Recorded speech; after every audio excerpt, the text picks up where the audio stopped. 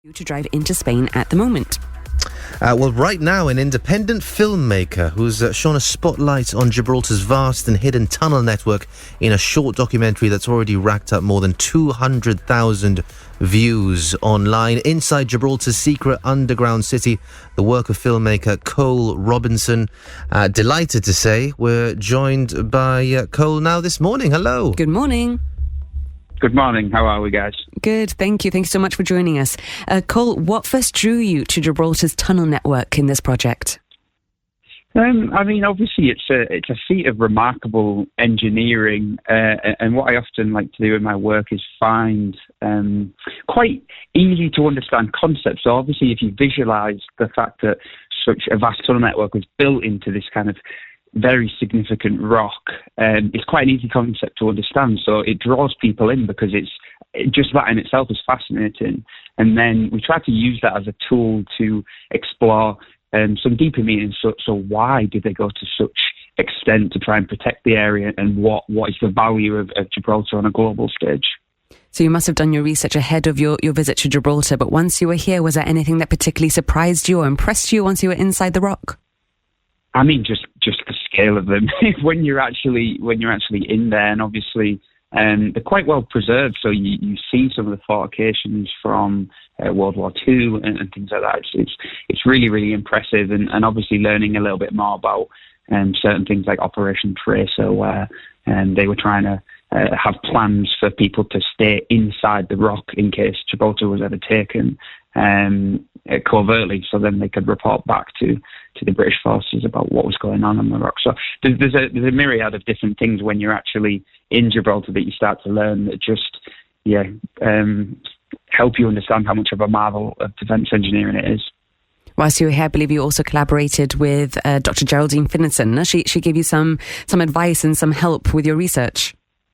Yes, absolutely. Yeah, we had a great conversation, and she pointed us in the right direction. I mean, she's a vast knowledge on the area and just Gibraltar as a whole. So it's really important to collaborate with people like Geraldine on projects like this, to make sure that you have somebody that really, really deeply understands the topic and can make sure you're on the right lines.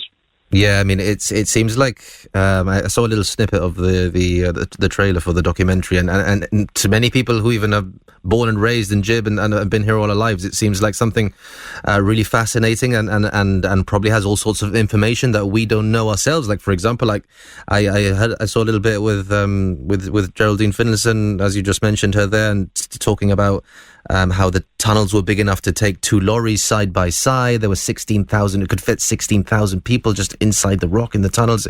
It really is fascinating.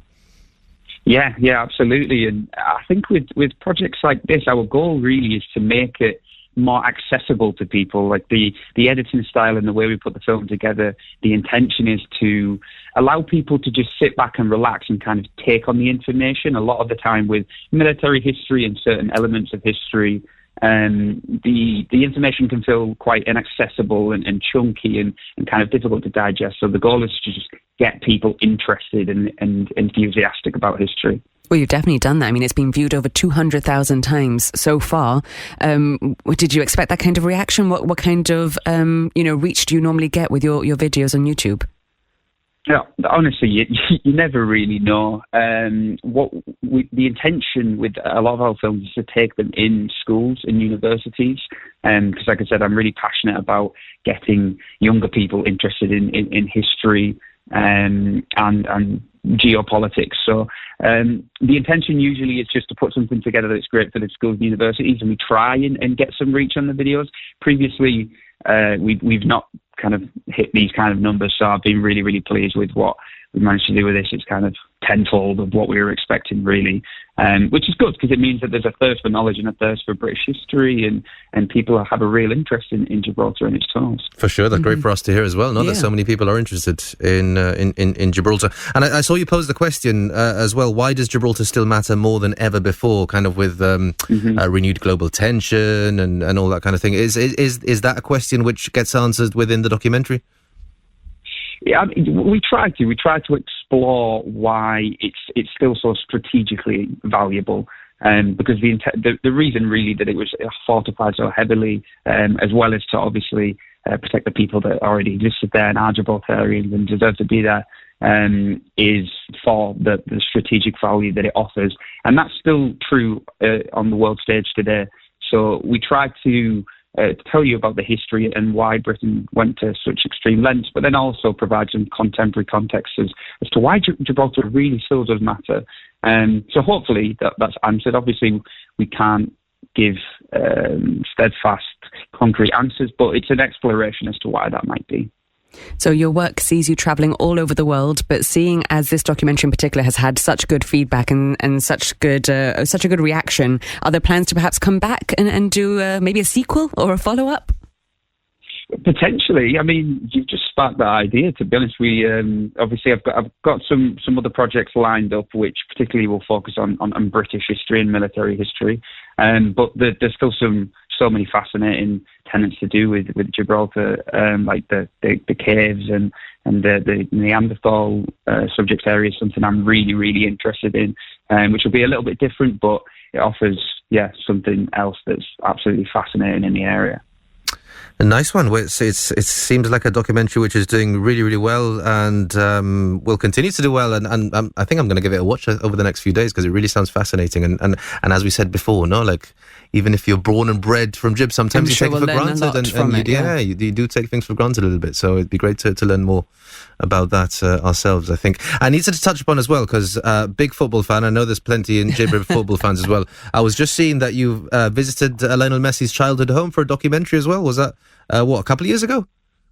Yes, that was a previous documentary. I was actually living in Argentina at the time because I tried to bounce around and I love learning about different cultures. But I went to Rosario, which is his hometown, and I was lucky enough to go to his boyhood home and see kind of how he grew up and meet a couple of the people that knew him as a child, and really understand what were the roots of what, in my opinion, is the world's best footballer. Things like that. I really reflect on and think that I'm very lucky to be pursuing what I want to do in filmmaking. For sure, and clearly doing it well as well. Well, thank you very much. I hope so. I'm trying my best. Thank you so much, Cole Robinson. And that documentary is available on YouTube. It's called Inside Gibraltar's Secret Underground City. And I'm sure you will be back on the rock, no doubt. So you'll have to let us know when you're returning. Yeah, sounds good to me. That'd be great. Take care, Cole, and very happy New Year to you and your family. And you. Thank you so much for having me. And I love the area, and the show's great, so I appreciate it. Brilliant. Guys. Thank you. Thank you. Happy New Year. Happy New Year. Yeah, we got Cole Robinson, independent filmmaker there. Sounds fascinating, that documentary, doesn't it? Yeah, what a job. No, it sounds like an incredible lifestyle. Yeah, it really does. And as we heard here, he's going to be back. He will be back eventually, and we'll try and get him on the show or on Gibraltar Today or something when you see him, and try and sort that out with him. Right now, we were discussing your New Year's